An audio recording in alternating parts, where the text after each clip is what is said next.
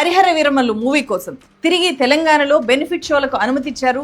టికెట్ల రేట్లను భారీగా పెంచుకోవడానికి కూడా పర్మిషన్స్ ఇస్తూ జియో జారీ చేశారు. మనల్ని ఎవడు ఆపేది? ప్రధానమంత్రి గారి దగ్గర నుంచి అందరు తెలుసు, కానీ దానివల్ల డబ్బులు రావు. మనకి డబ్బులు వచ్చే సినిమానే రావు.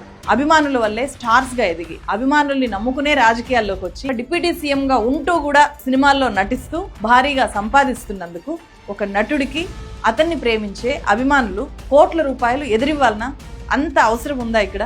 సరిగ్గా ఇలాంటప్పుడే ఎవరు నిజమైన హీరోలు, జనం కోసం నిలబడే నిజమైన హీరోలు, అట్లీస్ట్ ఇండస్ట్రీలో అయినా సరే ఎవరు అనేది ఇక్కడ మనం రియలైజ్ అవ్వాలి.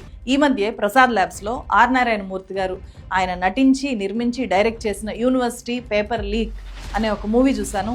5 ఏళ్లుగా మన దేశంలో నిరుద్యోగులు, యువత, పిల్లలు, ఉద్యోగులు పేపర్ లీకేజీల కారణంగా, ప్రైవేట్ ఎడ్యుకేషన్ కారణంగా, ఇటు పేరెంట్స్ కానీ పిల్లలు కానీ ఇంగ్లీష్ ఎడ్యుకేషను, మన సమస్యల మీద ఆర్ నారాయణ మూర్తి గారు చాలా సినిమాటిక్గా రియాక్ట్ అయ్యారు. అదే యూనివర్సిటీ అనే మూవీ. ఆయన సినిమానో డబ్బులనో కాదు, సమాజాన్ని ఎంతగా ప్రేమిస్తున్నారో, యువత ఎదుర్కొంటున్న రియల్ ఇష్యూస్ మీద ఎంతగా రగిలిపోతున్నారో వేరే మార్గంలో చెప్పే వీల్లేక తను ప్రేమించే సినిమా అనే మాధ్యమం ద్వారా ఆయన అలాంటి మూవీసే తీస్తూ వస్తున్నారు. ఎంతమంది ఆసక్తిగా ఎదురు చూస్తున్నారు అలాంటి సినిమాల కోసము. నిజానికి తన మూవీ గురించి ఆయన ఏం చెప్పారో తెలుసా?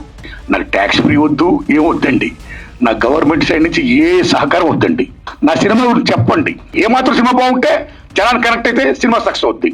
ఆర్ నారాయణమూర్తి అనే హీరోకు నటులు పవన్ కళ్యాణ్, అల్లు అర్జున్ కున్నట్లు ఒక చాలా ఎక్కువ ఫ్యాన్ బేస్ ఉండకపోవచ్చు, మూవీకి హైప్ తీసుకుని వచ్చి హీట్ పెంచకపోవచ్చు, 100 కోట్లు ఆయనకు రాకపోవచ్చు, అలాగే ఆయన సినిమాలకి ప్రొడ్యూస్ చేసే వాళ్ళందరూ కూడా 100 కోట్లు వెనకేసుకోకపోవచ్చు. కానీ సమాజానికి సందేశం ఇవ్వడానికి మాత్రమే ఆయన సినిమాలు తీస్తారు. మంచి కథలతో మనం సినిమాలు తీస్తే ప్రభుత్వాలు ఉన్నాయి, లేకపోతే సినిమాటోగ్రఫీ మినిస్ట్రీ ఉంది, మన మూవీస్ ని బతికిస్తాయి, నిలబెడతాయి అనే హోప్ కనీసం గవర్నమెంట్స్ కలిగిస్తాయా? ఎవరు పవర్ఫుల్ అయితే వాళ్లకు జనం నుంచి దోచిపెట్టేలాగా జీవోలు ఇచ్చి మరి ప్రోత్సహిస్తుంటే అది సినిమా ఇండస్ట్రీకి మేలు చేసినట్టు కాదు, జస్ట్ ఒకరిద్దరు వ్యక్తులకు మాత్రమే మేలు చేసినట్టు, మొత్తం సినిమా ఇండస్ట్రీకి చాలా పెద్ద అన్యాయం చేసినట్టు.